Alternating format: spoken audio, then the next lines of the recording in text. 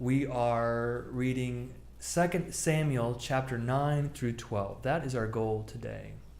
Enough jibber jabber, let's dive in. David asked, "Is there anyone left of the house of Saul to whom I may show kindness for Jonathan's sake?" Now there was a servant of the house of Saul whose name was Ziba, and he was summoned to David. The king said to him, "Are you Ziba?" And he said, "At your service." The king said, "Is there anyone remaining of the house of Saul to whom I may show the kindness of God?" Ziba said to the king, "There remains a son of Jonathan. He is crippled in his feet." The king said to him, "Where is he?" Ziba said to the king, "He is in the house of Machir, son of Ammiel, at Lo Debar." Then King David sent and brought him from the house of Machir, son of Ammiel, at Lo Debar. I can say this. Mephibosheth, son of Jonathan, son of Saul, came to David and fell on his face and did obeisance. David said, "Mephibosheth." He answered, "I am your servant." David said to him, "Do not be afraid, for I will show you kindness for the sake of your father Jonathan. I will restore to you all the land of your grandfather Saul, and you yourself shall eat at my table always." He did obeisance, and I need to look up that word and see if I'm pronouncing it right, and said, "What is your servant that you should look upon a dead dog, such as I?" Then the king summoned Saul's servant Ziba and said to him, "All that belonged to Saul and to all his house I have given to your master's grandson. You and your sons and your servants shall till the land for him, and shall bring in the produce, so that your master's grandson may have food to eat. But your master's grandson Mephibosheth shall always eat at my table." Now Ziba had 15 sons and 20 servants. Then Ziba said to the king, "According to all that my lord the king commands his servant, so your servant will do." Mephibosheth ate at David's table like one of the king's sons. Mephibosheth had a young son whose name was Micah, and all who lived in Ziba's house became Mephibosheth's servants. Mephibosheth lived in Jerusalem, for he always ate at the king's table. Now he was lame in both feet. Chapter 10. Sometime afterward, the king of the Ammonites died, and his son Hanun succeeded him. David said, "I will deal loyally with Hanun, son of Nahash, just as his father dealt loyally with me." So David sent envoys to console him concerning his father. When David's envoys came into the land of the Ammonites, the princes of the Ammonites said to their lord Hanun, "Do you really think that David is honoring your father just because he has sent messengers with condolences to you? Has not David sent his envoys to search the city, to spy it out, and to overthrow it?" So Hanun seized David's envoys, shaved off half the beard of each, cut off their garments in the middle at their hips, and sent them away. When David was told, he sent to meet them, for the men were greatly ashamed. The king said, "Remain at Jericho until your beards have grown, and then return." When the Ammonites saw that they had become odious to David, the Ammonites sent and hired the Arameans of Beth Rehob and the Arameans of Zobah, 20,000 foot soldiers, as well as the king of Maacah, 1,000 men, and the men of Tob, 12,000 men. When David heard of it, he sent Joab and all the army with the warriors. The Ammonites came out and drew up a battle array at the entrance of the gate, but the Arameans of Zobah and of Rehob and the men of Tob and Maacah were by themselves in the open country. When Joab saw that the battle was set against him, both in front and in the rear, he chose some of the picked men of Israel and arrayed them against the Arameans. The rest of his men he put in the charge of his brother Abishai, and he arrayed them against the Ammonites. He said, "If the Arameans are too strong for me, then you shall help me. But if the Ammonites are too strong for you, then I will come and help you. Be strong and let us be courageous for the sake of our people and for the cities of our God, and may the Lord do what seems good to him." So Joab and the people who were with him moved forward into battle against the Arameans, and they fled before him. When the Ammonites saw that the Arameans fled, they likewise fled before Abishai and entered the city. Then Joab returned from fighting against the Ammonites and came to Jerusalem. Verse 15, but when the Arameans saw that they had been defeated by Israel, they gathered themselves together. Hadadezer sent and brought out the Arameans who were beyond the Euphrates, and they came to Helam with Shobach, the commander of the army of Hadadezer, at their head. When it was told David, he gathered all Israel together and crossed the Jordan and came to Helam. The Arameans arrayed themselves against David and fought with him.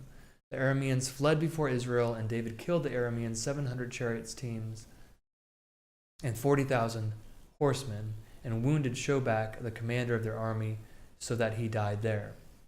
When all the kings who were servants of Hadadezer saw that they had been defeated by Israel, they made peace with Israel and became subject to them.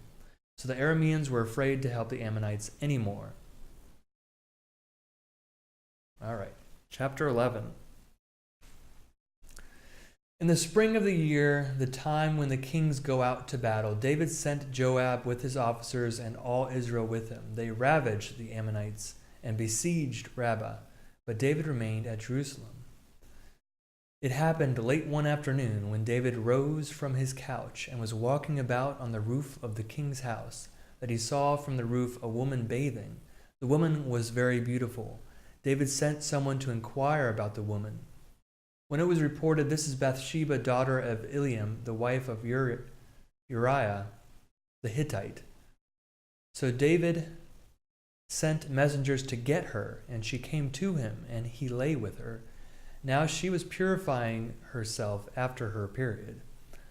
Okay, thanks for that information. Then she returned to her house. The woman conceived, and she went and told David, I am pregnant. So David sent word to Joab, send me Uriah the Hittite. And Joab sent Uriah to David. When Uriah came to him, David asked how Joab and the people fared and how the war was going. Then David said to Uriah, go down to your house and wash your feet. Uriah went out of the king's house, and there followed him a present from the king. But Uriah slept at the entrance of the king's house with all the servants of his lord, and did not go down to his house. When they told David Uriah did not go down to his house, David said to Uriah, you have just come from a journey. Why did you not go down to your house? Uriah said to David, the ark and Israel and Judah remain in booths, and my lord Joab and the servants of my lord are camping in the open field. Shall I then go to my house to eat and drink and to lie with my wife? As you live and as your soul lives, I will not do such a thing. Then David said to Uriah, remain here today also, and tomorrow I will send you back. So Uriah remained in Jerusalem that day. On the next day, David invited him to eat and drink in his presence, and made him drunk. And in the evening he went out to lie on his couch with the servants of his lord, but he did not go down to his house. In the morning David wrote a letter to Joab and sent it by the hand of Uriah. In the letter he wrote, set Uriah in the forefront of the hardest fighting, and then draw back from him so that he may be struck down and die. As Joab was besieging the city, he assigned Uriah to the place where he knew there was valiant warriors. The men of the city came out and fought with Joab, and some of the servants of David among the people fell. Uriah the Hittite was killed as well. Then Joab sent and told David all the news about the fighting. And he instructed the messenger, when you have finished telling the king all the news about the fighting, then if the king's anger rises and he says to you, why did you go so near the city to fight? Did you not know that they would shoot from the wall? Who killed Abimelech, son of Jerubbaal? Did not the woman throw an upper millstone on him from the wall so that he died at Thebez? Why did you go so near the wall? Then you shall say, your servant Uriah the Hittite is dead too. So the messenger went and came and told David all that Joab had sent him to tell. The messenger said to David, the men gained an advantage over us and came out against us in the field, but we drove them back to the entrance of the gate. Then the archers shot at your servants from the wall. Some of the king's servants are dead, and your servant Uriah the Hittite is dead also. David said to the messenger, thus you shall say to Joab, Do not let this matter trouble you, for the sword devours now one and now another. Press your attack on the city and overthrow it, and encourage him." When the wife of Uriah heard that her husband was dead, she made lamentation for him. When the mourning was over, David sent and brought her to his house, and she became his wife and bore him a son. Chapter 12. But the thing that David had done displeased the Lord, and the Lord sent Nathan to David. He came to him and said to him, "There were two men in a certain city, the one rich and the other poor. The rich man had very many flocks and herds, but the poor man had nothing but one little ewe lamb, which he had bought. He brought it up and grew up with him and with his children. It used to eat of his manger fare and drink from his cup and lie down in his bosom, and it was like a daughter to him. Now there came a traveler to the rich man, and he was loath to take one of his own flock or herd to prepare for the wayfarer who had come to him, but he took the poor man's lamb and prepared that for the guest who had come to him. Then David's anger was greatly kindled against the man. He said to Nathan, "As the Lord lives, the man who has done this deserves to die. He shall restore the lamb fourfold, because he did this thing and because he had no pity." Nathan said to David, "You are the man. Thus says the Lord, the God of Israel, I anointed you king over Israel, and I rescued you from the hand of Saul. I gave you your master's house and your master's wives into your bosom, and gave you the house of Israel and of Judah. And if that had been too little, I would have added as much more. Why have you despised the word of the Lord to do what is evil in his sight? You have struck down Uriah the Hittite with the sword, and have taken his wife to be your wife, and have killed him with the sword of the Ammonites. Now therefore the sword shall never depart from your house, for you have despised me, and have taken the wife of Uriah the Hittite to be your wife. Thus says the Lord, I will raise up trouble against you from within your own house, and I will take your wives before your eyes and give them to your neighbor, and he shall lie with your wives in the sight of this very sun. For you did it secretly, but I will do this thing before all Israel and before the sun." David said to Nathan, "I have sinned against the Lord." Nathan said to David, "Now the Lord has put away your sin, you shall not die. Nevertheless, because by this deed you have utterly scorned the Lord, the child that is born to you shall die." Then Nathan went to his house.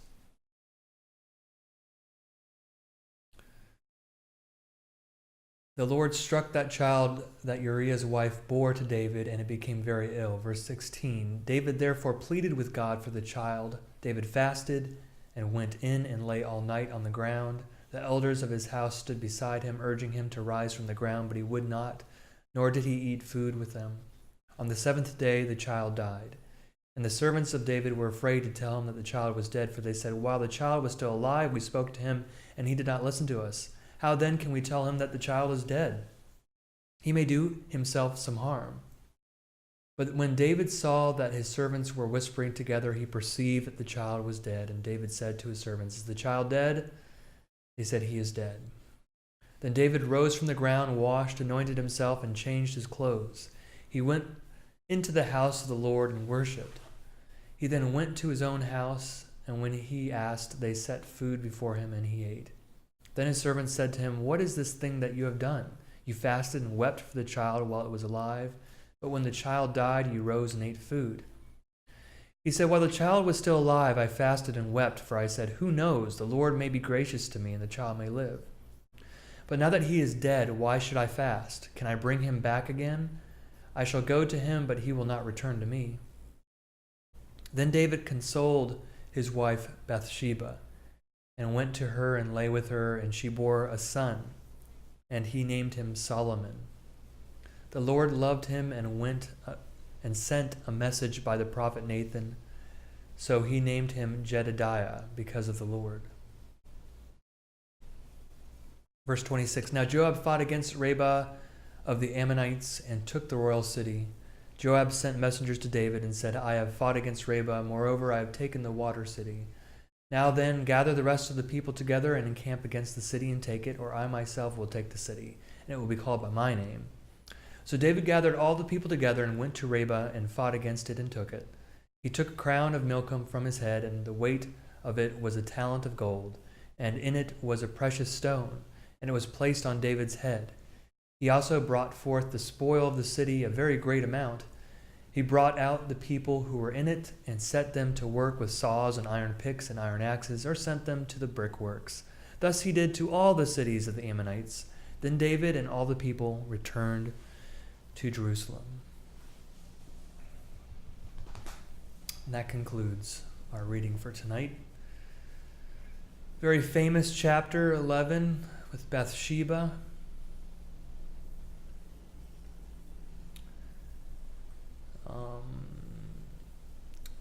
Basically, Nathan's telling him a lot of bad things are going to happen to him because of his actions. I don't know if they're actually going to still happen because he admitted the sin. Let's see here. Chapter 12. I will raise up trouble against you from within your own house. I will take your wives from before your eyes. But then David says, I have sinned against the Lord. And Nathan said, now the Lord has put away your sin. You shall not die. So I'm a little confused if these curses, in essence, will be carried out. I mean, the kid died. What about the rest of those promises? I'm not sure. We'll find out. Thanks for reading with me. Hope you're doing well. See you next time.